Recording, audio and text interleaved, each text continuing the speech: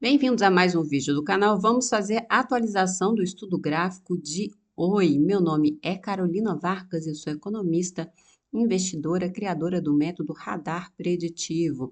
Pessoal, meu site radarpreditivo.com.br está no ar. Muita informação importante lá, matérias isentas, exclusivas. Eu coloquei mais indicações de livros hoje para vocês, livros e filmes aqui, eu tenho indicações. Falo sobre mentalidade financeira, tem e-book gratuito, e-book à venda. Eu fiz uma análise de ISA Energia, que está aqui disponível e gratuita, antes da queda, explicando o motivo que não era hora de comprar ISA Energia. Então, se vocês quiserem ver o estudo que eu fiz, está disponível ainda. Então, tem muita informação importante. Eu vou pedir para você, já no início desse vídeo, curtam, compartilhem, se inscrevam no canal, ativem o sininho para receber as notificações e me ajudem, pessoal, a compartilhar esse conteúdo de extrema relevância para os investidores brasileiros que são manipulados na Bolsa de Valores. Agora nós vamos começar a falar sobre Oi. Pessoal, não vejo nenhuma alteração no gráfico de Oi. Continua negociando um pouco abaixo do ponto de controle macro, sem nenhum catalisador de alta.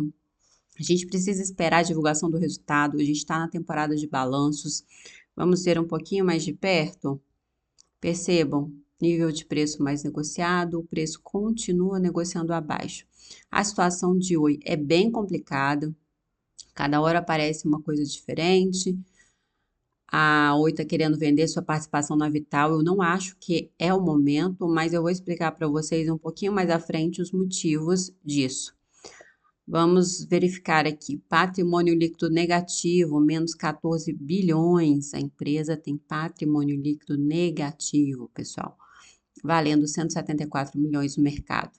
Tem gente que fala que está barata, mas uma empresa com patrimônio líquido negativo na situação que ela está, não considero que está barata. A empresa precisa provar-se lucrativa ainda e precisa resolver muitas coisas em sua recuperação judicial. Vender ativos, vender imóveis e verificar essa situação aí na Vital. Eu vou comentar daqui a pouquinho com vocês sobre isso. Eu quero comentar hoje, além de comentar sobre Oi, sobre os ciclos de mercado. Eu coloquei o resumo desse livro lá no meu site hoje. É um livro fantástico que explica os ciclos de mercado.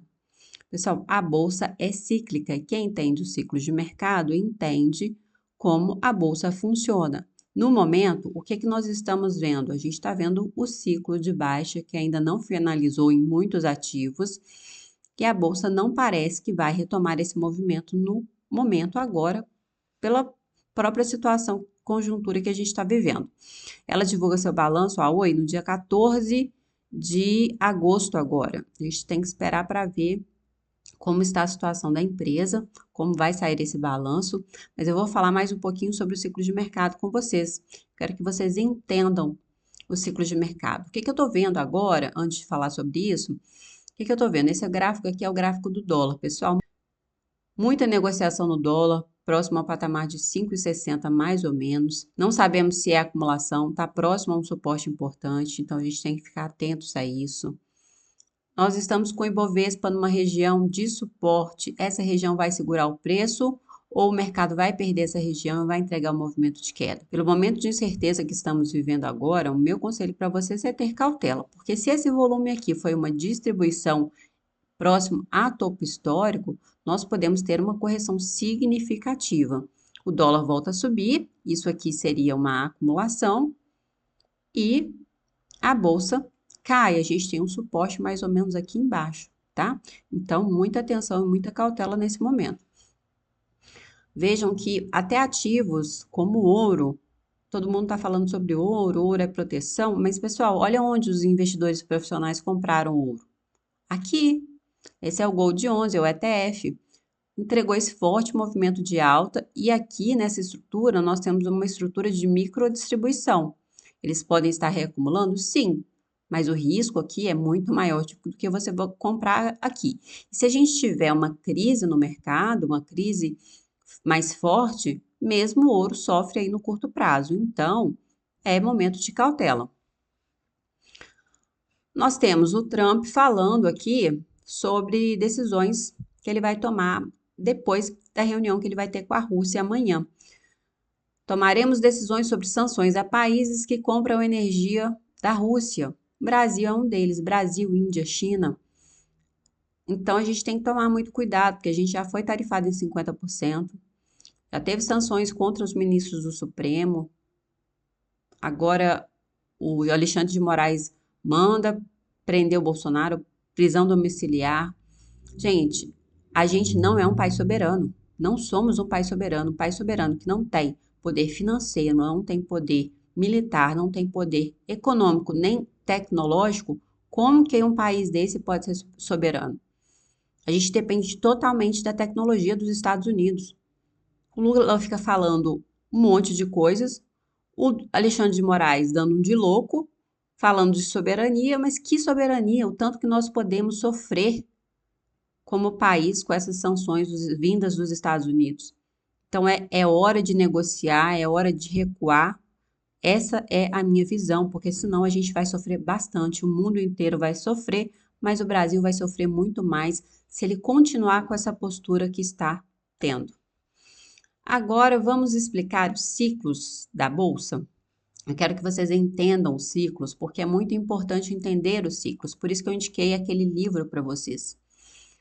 O ciclo da Bolsa Brasileira é o ciclo da liquidez global. A gente depende totalmente da liquidez global para entrar em ciclo de alta.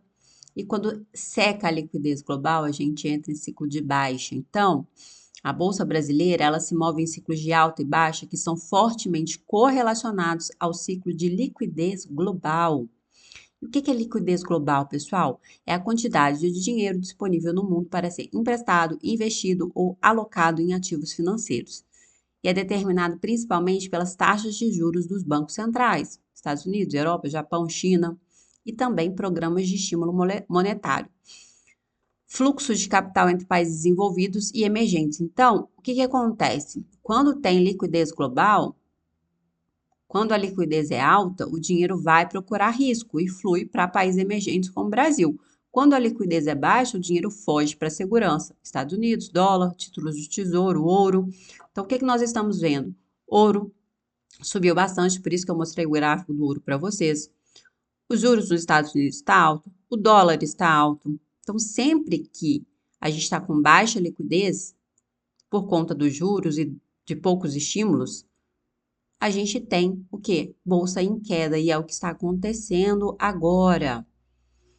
Provavelmente a gente está no fim desse ciclo, mas pode demorar mais um tempo. E como isso afeta a Bolsa Brasileira, o Ibovespa? O Ibovespa não é o centro da liquidez global, ele reage à liquidez global. Em ciclos de alta liquidez, juros globais estão baixos, capital busca ativos mais arriscados, ações, commodities emergentes.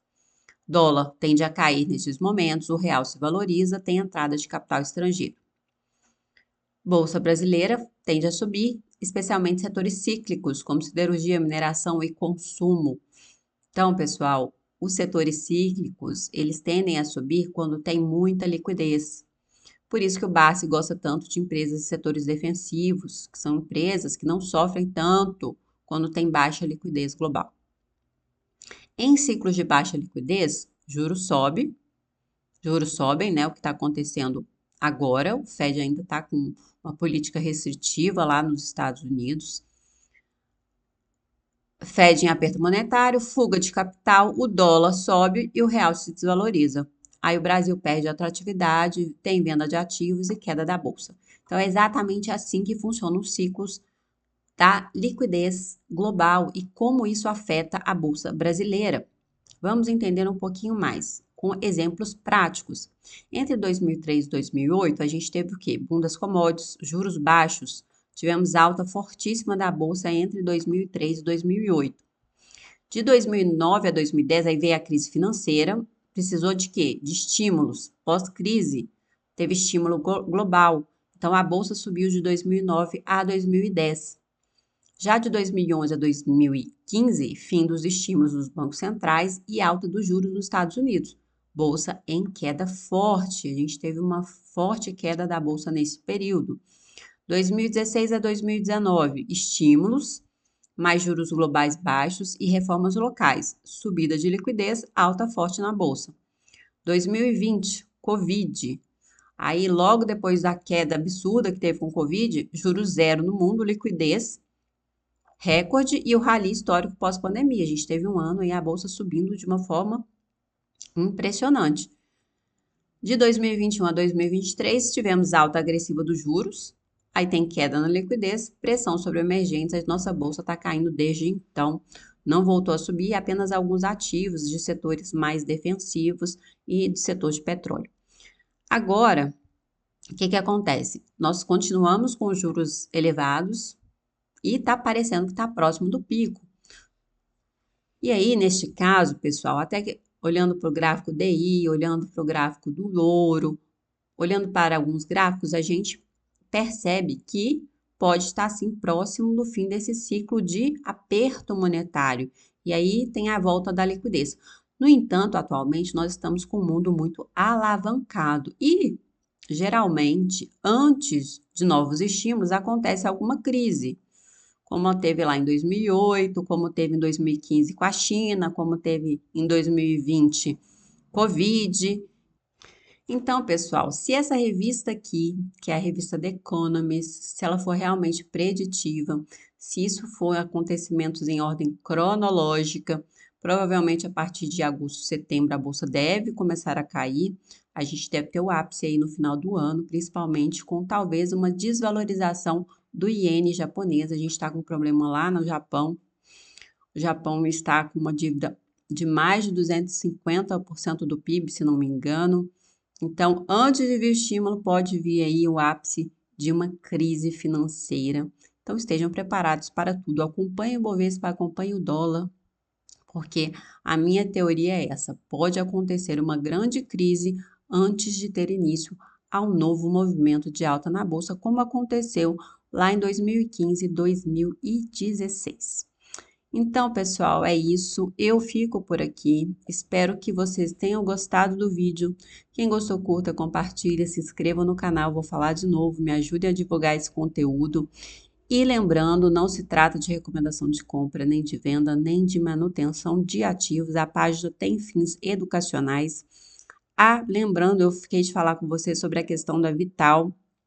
A Vital, pessoal, você vender uma empresa no momento de baixa do mercado, você vai vender bem aquém do valor justo dessa empresa. Então, vender a Vital no momento não seria uma decisão inteligente da Oi, na minha visão. É isso, eu fico por aqui. Até o próximo vídeo.